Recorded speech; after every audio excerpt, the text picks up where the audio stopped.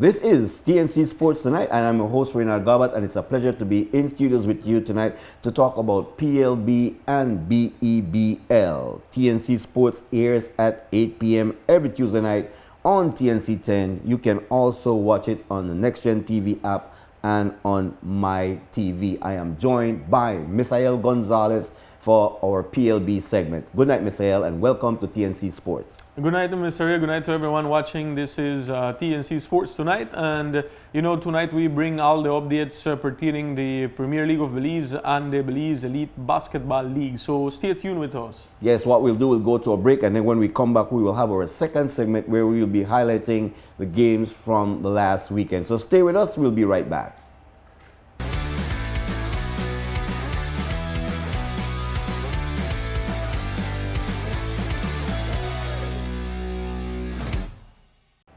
Welcome back to TNC Sports Tonight. Let's take a look at the highlights from the PLB games that took place over the weekend. All right, so let's quickly take an insight of what happened this weekend on the results. We have the first game played inside Isidoro Beaton Stadium in Belmopan. The Bandits going against Benque United. Both teams were urged of a victory, and it was Benque United that got that victory with a brace from Daniel Jimenez, 3-2 over Bandits. Important match in the city. Port Loyola squared up against Altitude on a 1-1 score, and in the north of Belize, Progreso defeated Wagia, who remains without a victory on 5 games. And in the west, Norman Brasser Stadium, Verdes took a loss against San Pedro Pirates on a 4-2 score. That sends San Pedro Pirates dreaming of CONCACAF and also on the leaderboard. Let's take a look of how the games transpired, what happened in 2 games that we have coverage for. First opportunity will go for Benque United. Daniel Jimenez finding Najib Guerra. He's a left footer, but he misses this point blank opportunity against Anderson. The game was well disputed on first minutes with Benque United having the initiative, trying to score against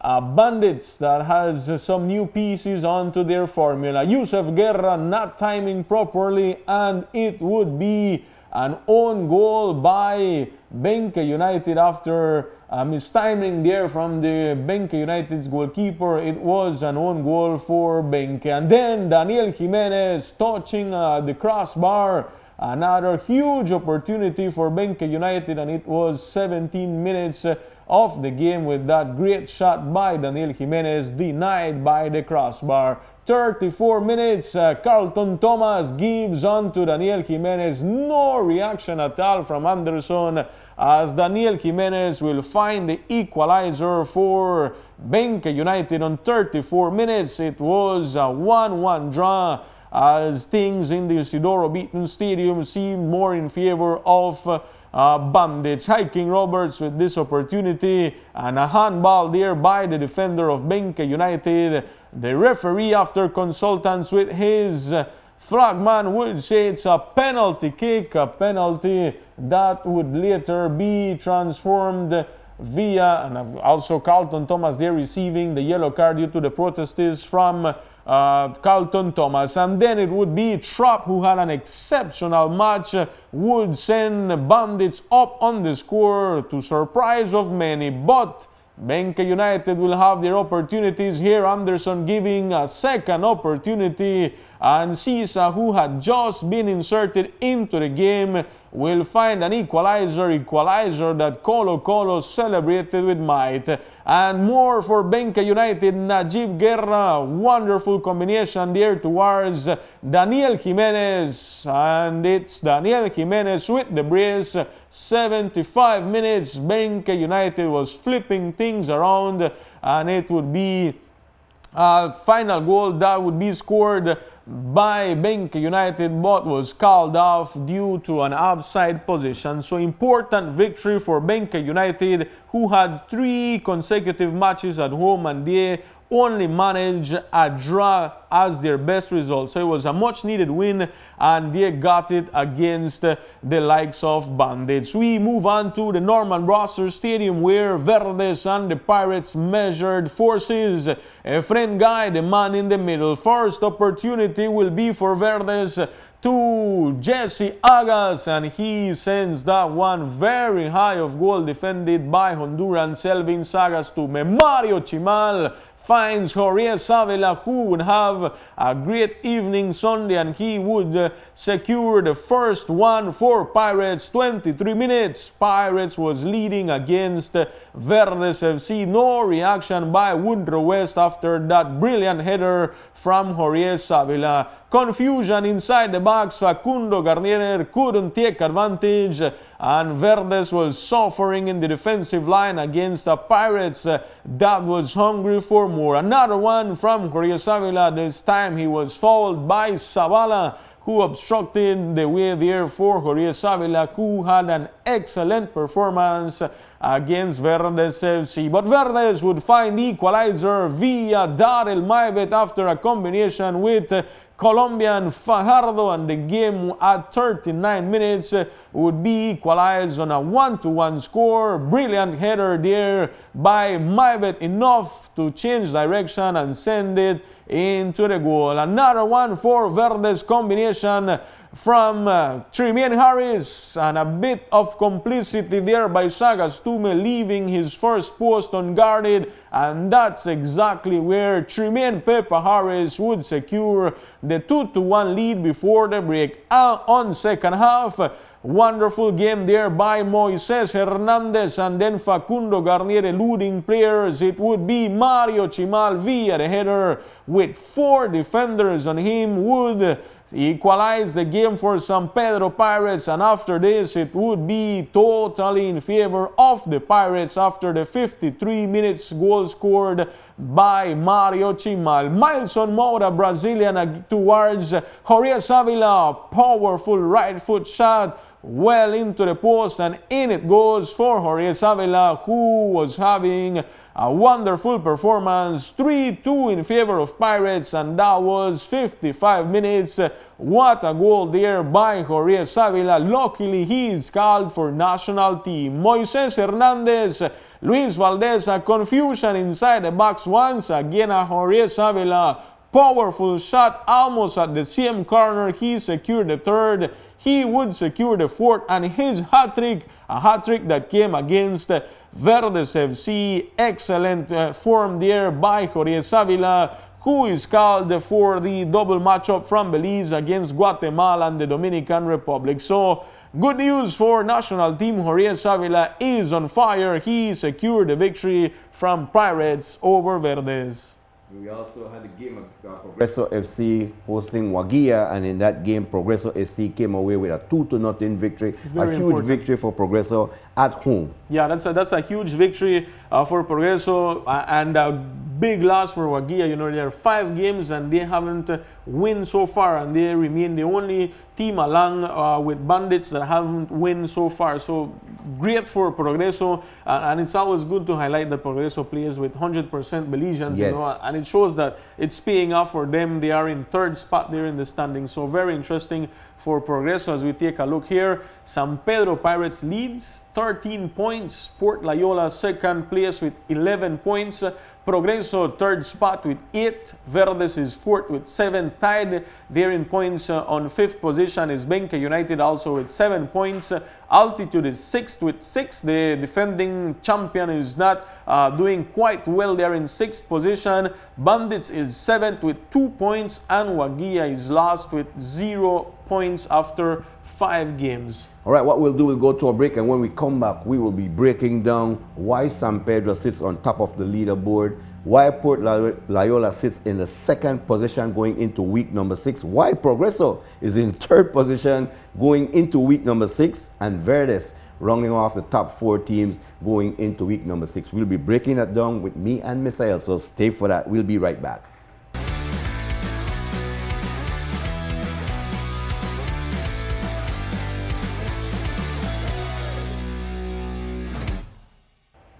Welcome back to TNC Sports Tonight. Let's take a look at the games that will be coming up for week number 6 in the PLB, and we have some huge game coming up, Misael. That's right, yeah, especially the one playing in the island. You know, Yes, that's right the there, first, San Pedro versus Port Loyola. First spot there. If Pirates win, no, they will take off with 5 points difference. If Port Loyola wins, they will take the first spot. You know, so many implications on that match. And then for CONCACAF, also watching the CONCACAF watch, you know, that altitude against Bandits is very crucial also, because altitude, if they get the win, they can, you know, keep that point difference against between them and Verdes. Pirates and Verdes, too, who is very close on the chase. So very interesting matches for Saturday night.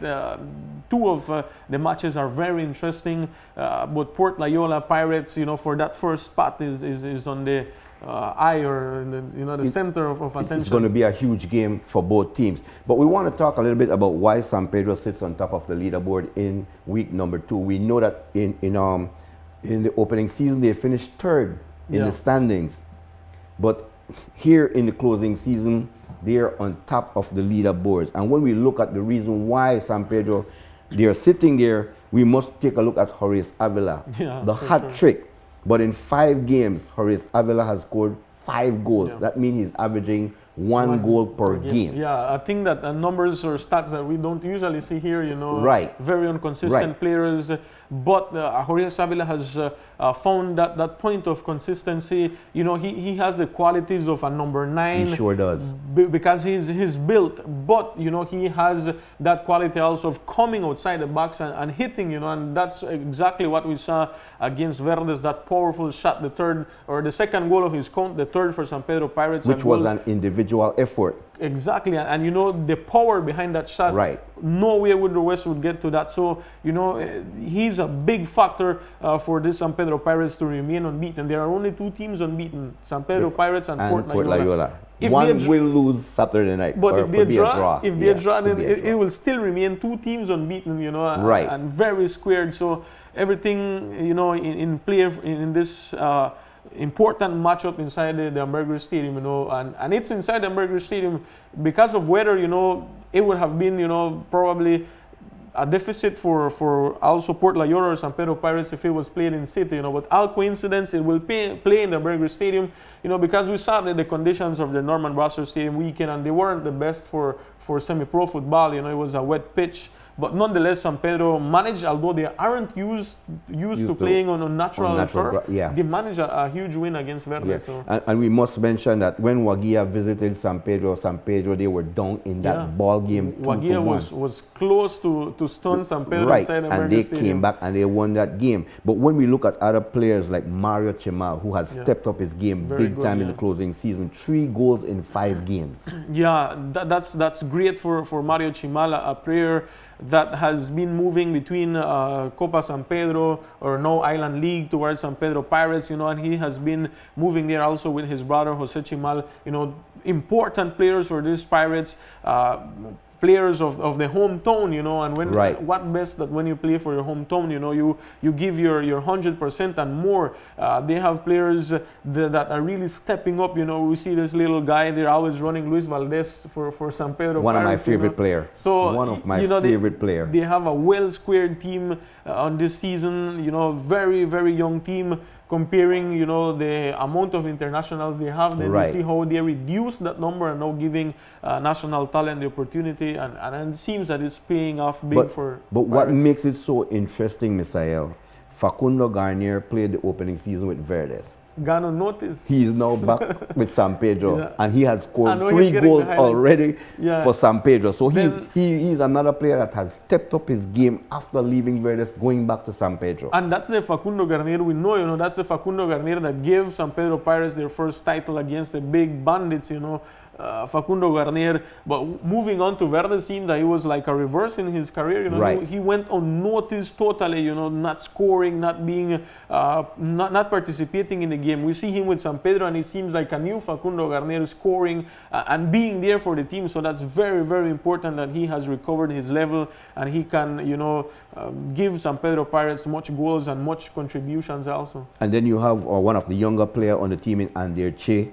2 goals in 5 games, and then Brian Vargas, who was with Benque Police United FC, moved on to San Pedro, and he has scored 2 goals moving to the island. Yeah, so you see, again, you know, and sometimes it's coaches, sometimes it's they feel comfortable, sometimes it's a slight change of position, they might feel more comfortable, sometimes it's just the talk from the coach, you know, giving them that motivation and that security, you know, that everything will be okay.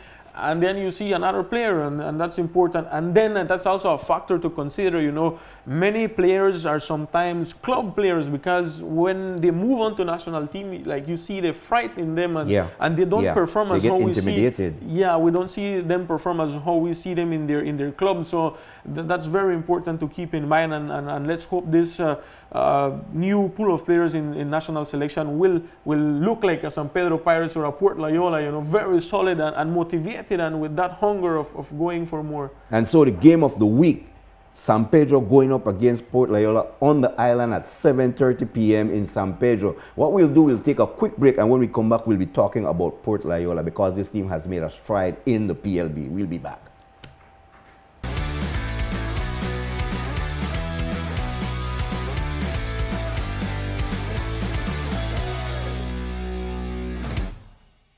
And we're back with more TNC Sports Tonight. Let's take a look at the other games that will be on the schedule for this weekend. So we have for Sunday also double match. Starting off in the People's Stadium in Orange Walk. Progreso will match up against Verdes, and Wagia will honor Benque United inside the Carl Ramos Stadium in Dangriga. Wagia will be looking for their first point. Win. Their first point. Or first point, yeah, it could be a draw, you know. Yeah, they are with 0 points on the bottom of the standings and a negative 13 in goal difference. So not the good numbers that you would like to see. Now we want to feature the visiting team, Port Loyola, going into Hamburger Stadium on Saturday night, and I know it will be a jam-packed Hamburger Stadium for this match. But when we talk about Port Loyola and the surgeon of young Michael Palacio, who I watched Michael Palacio at that time in the FFB tournament, and I said that this young man have great potential to be a very good striker in the PLB. And so far, Michael Palacio with 4 goals in 5 games has been carrying Port Loyola on his back. Yeah, very, very true statement there. Very young player also, and scoring. And when you have, you know, Sean Young, Gilroy Turton around you, you know, he's taking the highlight, and that's very, very good for a young player like Michael Palacio and a Port Loyola that has, you know, acquired some talent. Ian Gainier is with the likes of Port Loyola. Jared Davis, instead of playing in the offensive role, he is on the defensive line for has been Port. Playing very good. Byron Usher, you know, so very interesting to see Ryan Gill back also, Ryan Simpson, you know, those players, veterans, but are still contributing on a high note for Port Loyola, and that's a reason that they are standing there second, you know, and without a loss. And we must mention the job that Latrell Middleton has done in the middle of the pitch. You talk about Ryan Simpson with that veteran leadership, but Latrell Middleton, he's the workhorse in the middle of the pitch for Port Loyola, and he has done a great job, not a good job, a great job so far going into week number 6. Yeah, we see a very compact Port Loyola, Lateral Middleton for sure, you know, the energetic in that midfield for Port, contributing with his big effort. We saw that game against Benque United, a game that Port Loyola had, you know, but unlucky for them, unluckily for Benque United, they managed with that draw. But what we saw, the difference that it makes, having the experience and a combination of young players there for Port, they had control of that game absolutely. Yes, and then you know, Sean Young. I spoke to Sean Young, and because when I didn't saw his name on the list of players called up for the national team duty, I had to have a conversation with Sean Young there at the Marion Jones Sporting Complex, and he said to me, and he was honest, he said to me, Mr. Ray, I am not in physical condition. I am overweight, and so not being called is not a problem for me. But what I'm doing, I'm working myself into shape for my club team to make sure that we are in the Final Four at the end of the closing season. Yeah, and they're very well on the right path onto that ambition from Shan Young, because Port Loyola is unbeaten. They have 2 draws and 3 wins so far in the tournament, so they are well on the way to that qualification onto the Final Four. And then Gilroy Turton, 2 goals in 5 games, but Gilroy Turton, veteran leadership there on the front line, up top for Progreso. And like you mentioned, it's causing headache for a lot of defensive line in the league. Yeah, he's always a headache to any defensive player. He's quick with his foot. He is very aggressive. And, he's a danger once in the offensive side. So I always on Gilroy Turton. No, and then Jarrett Davis. I think Jarrett Davis has scored the most spectacular goal so far in the PLB. 1 goal in the closing season, but that goal came off a center into the box, and the ball, he didn't waste no time. He went in the air and picked that ball out of the air and volleyed that ball into the back of the net. A beautiful goal for Jarrett Davis. And so this team is on their way. But like we mentioned from the onset of the show, the test will come on Saturday Pirates, night. Yeah.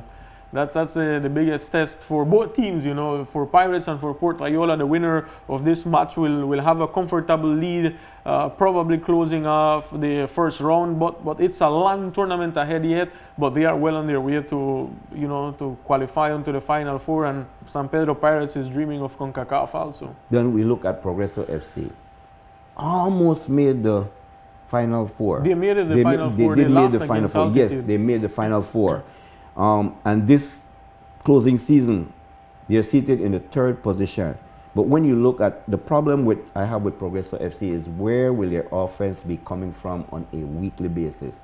Because they have scored only 4 goals so far. Orlando Velasquez just scored in week number 5. Donald Arzu scored in week number 4. Leonardo Briceño, he scored, and Jonard Castillo scored. Now, I thought that Jonard Castillo would have been that offensive guy for Progreso FC, but he hasn't shown, because remember, Jonard Castillo led the PLB at one time in goals scored for Wagia. That's right. And Wagia has been that the showcaser of so many talent, Christian Lopez, Jonard Castillo.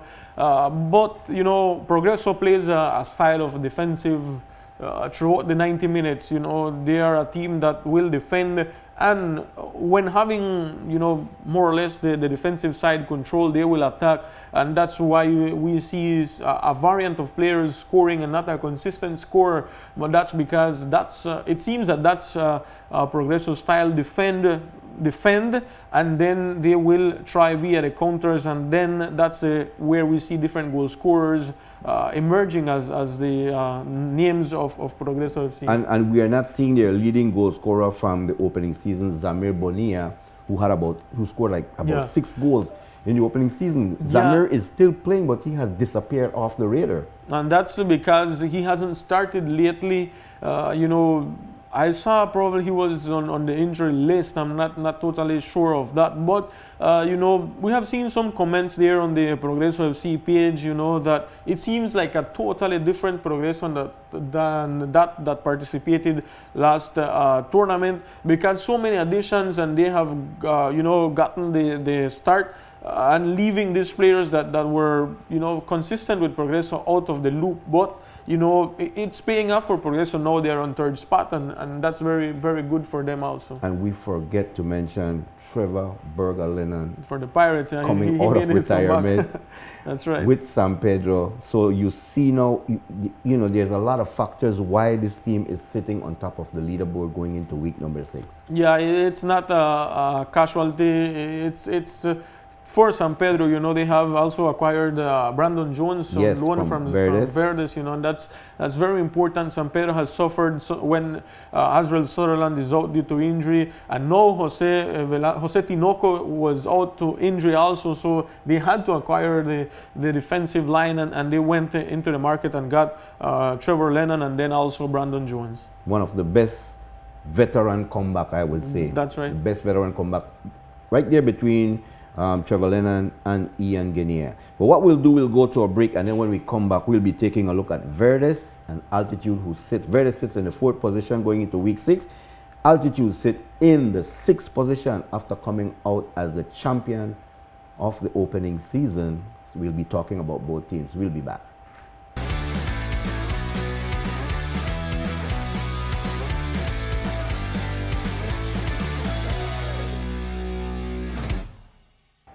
Welcome back as we're in the final segment of this show, this part of our show tonight, the PLB segment. And like I mentioned, Misael, we want to talk about Verdes. And the thing that jumps out to me with Verdes, their leading scorer is their right defender, Marco Zavala, with 2 goals. Yeah, and that's a clear sign of Verdes' inconsistency so far.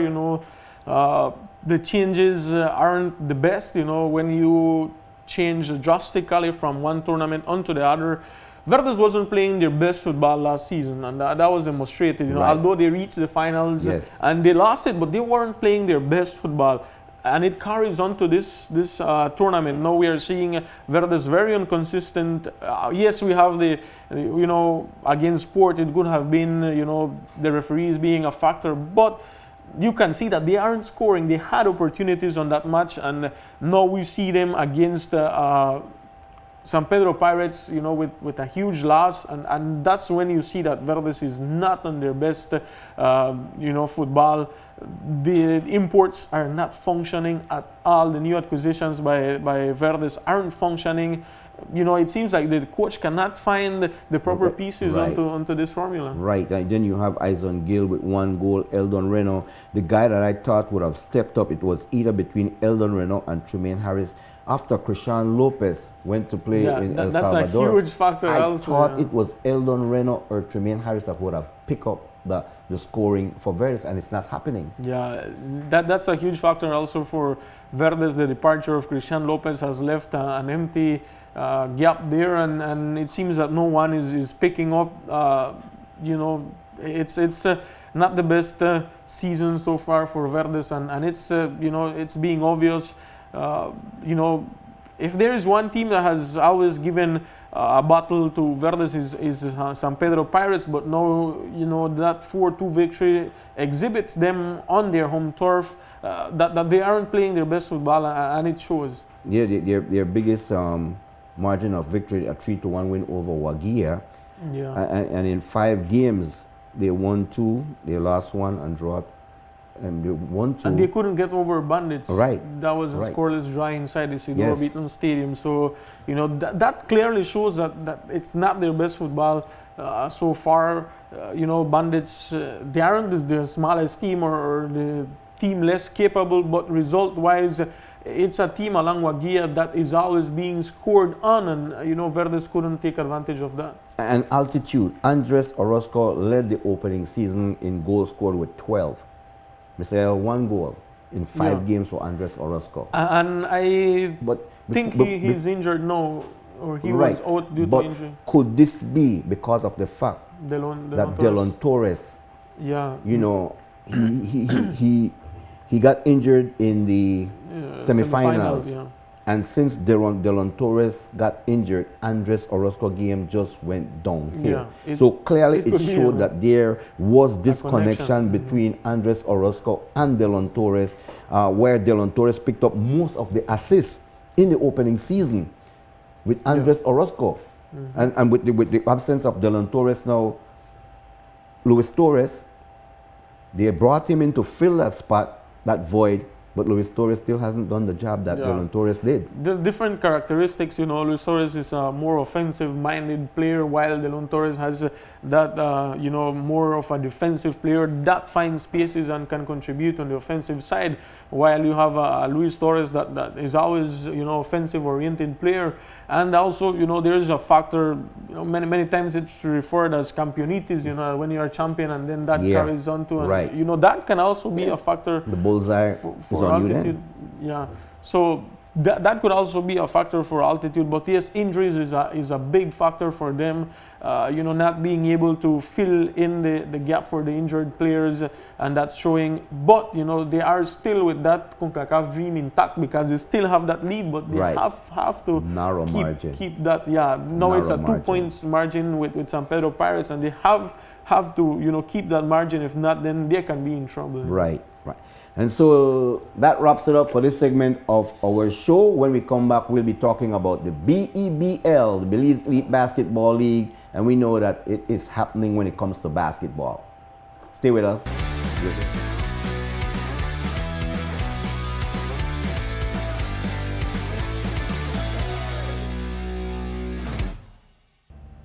And we welcome you back to TNC Sports Tonight. And we're in that segment where we'll be talking about the Belize Elite Basketball League. Game played Saturday inside the Civic Center saw the defenders going up against Western Ballers. And it was a huge test for Western Ballers. Western Ballers coming into this game with a 9-man rotation. So the hands of Coach Karim Juan was handcuffed, while defenders had a stack